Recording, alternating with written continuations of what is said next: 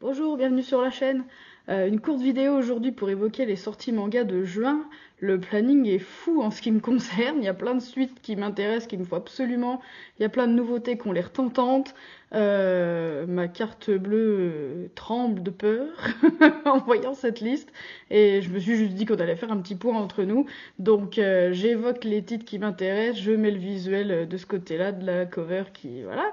Et puis on parle de ça tous ensemble. C'est parti.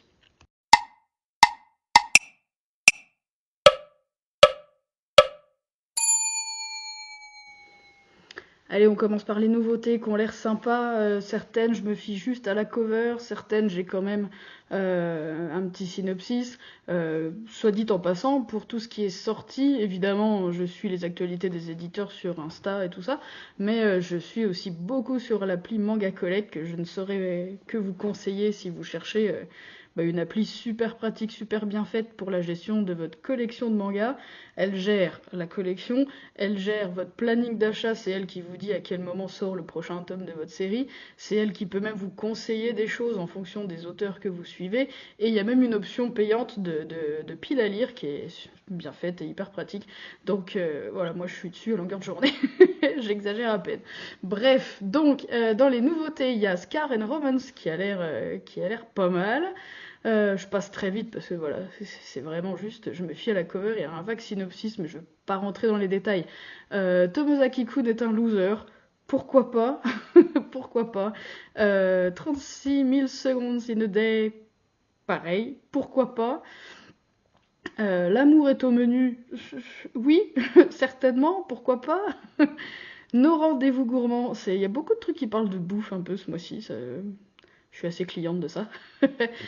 Superbad Father, l'intégrale directement en 2 tomes, ça a l'air original, ça a l'air sympa.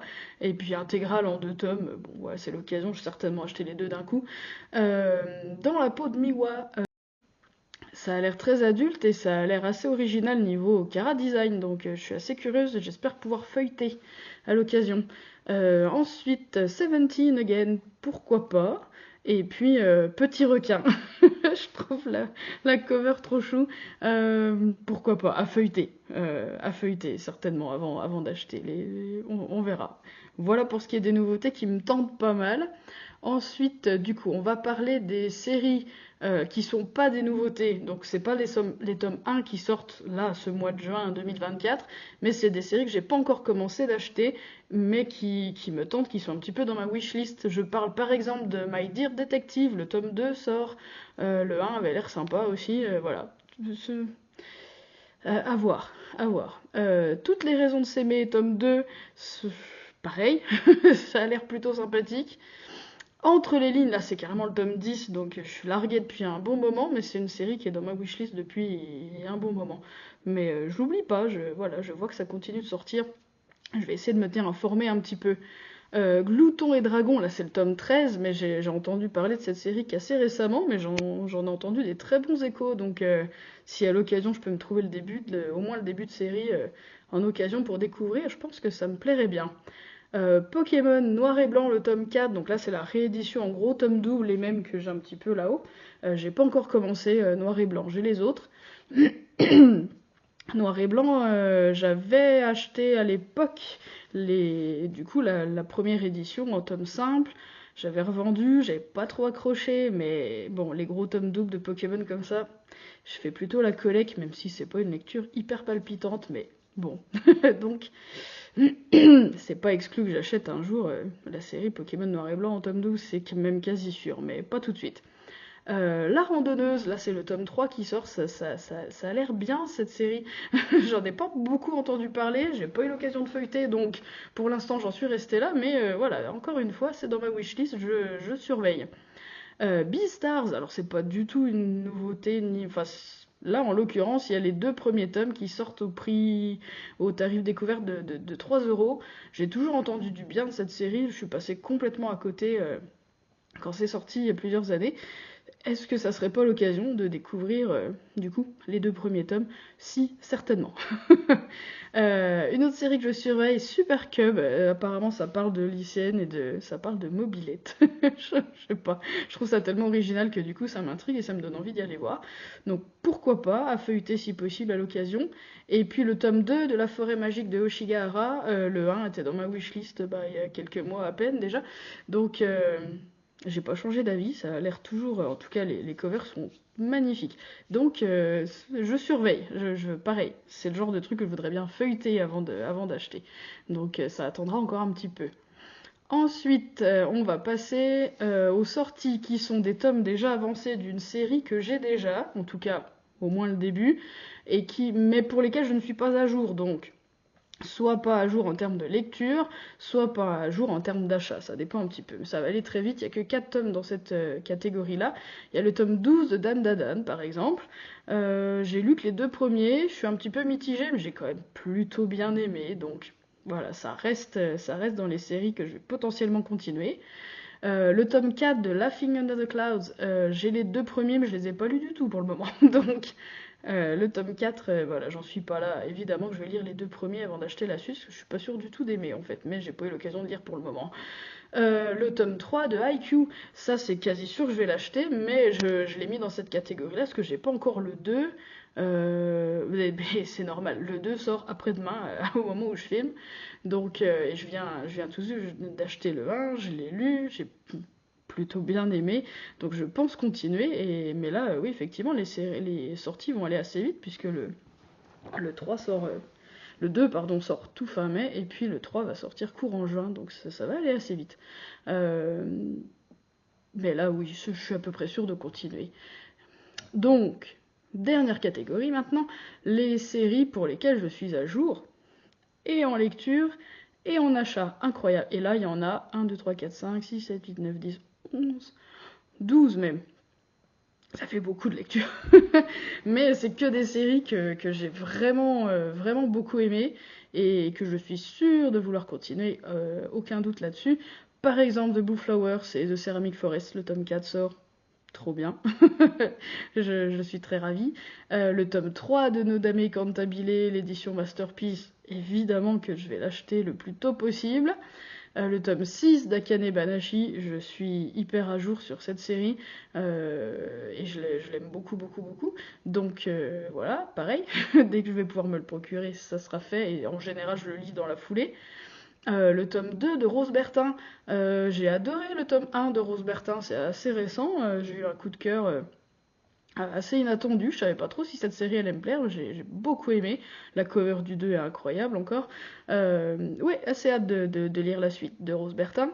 Le tome 2 de L'Auberge de la Vie, et c'est le dernier tome si je ne me trompe, c'est déjà une série très courte du coup, c'est presque un peu dommage, j'espère que la conclusion est sympa, j'avais vraiment beaucoup aimé le tome 1, pareil, une surprise, je m'attendais pas trop, mais j'ai vraiment bien aimé. Donc je suis presque un peu triste que cette série se finisse déjà en 2 tomes, c'est un petit peu dommage. Bon, on va voir comment ça se conclut. Ensuite, le tome 6 de Katsu. Je suis très en retard de... ah bah non, du coup je me suis trompée de catégorie pour Katsu. Katsu, je suis à jour des achats, mais j'ai lu que les 2 premiers tomes, j'ai encore pas lu 3, 4, 5. Je m'étais retenue d'acheter 3 et 4 en attendant que le 5 sorte il y a déjà peut-être 2-3 mois, un truc comme ça. Et puis finalement, là, j'attends le 6 maintenant. Finalement, en me disant, ah, j'enchaînerai. 3, 4, 5, 6. Donc oui, non, il n'est pas dans la bonne catégorie, mais c'est pas grave. Vous avez compris l'idée. Donc Katsu, oui, je vais pouvoir m'enchaîner, peut-être même relire les 2 premiers. J'ai presque tout oublié déjà. Bref.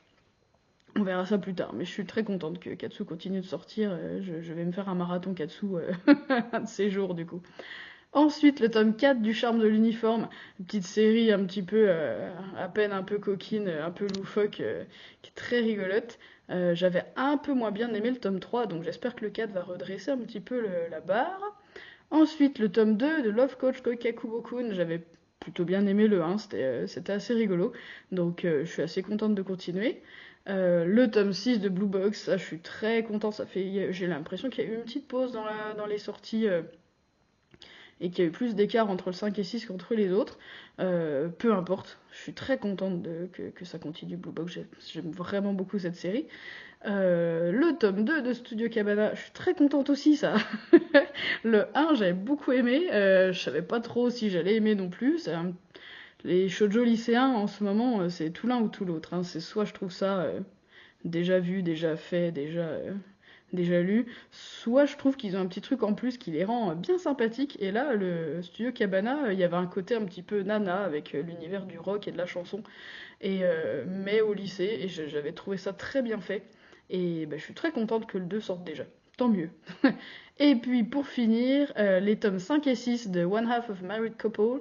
Ouais, j'ai bien aimé. Alors là, pour le coup, c'est un de chaussée, c'est une histoire d'amour très adulte, euh, dans un couple marié, du coup, avec un mystère de tromperie. Est-ce qu'il la trompe, est-ce qu'il la trompe pas?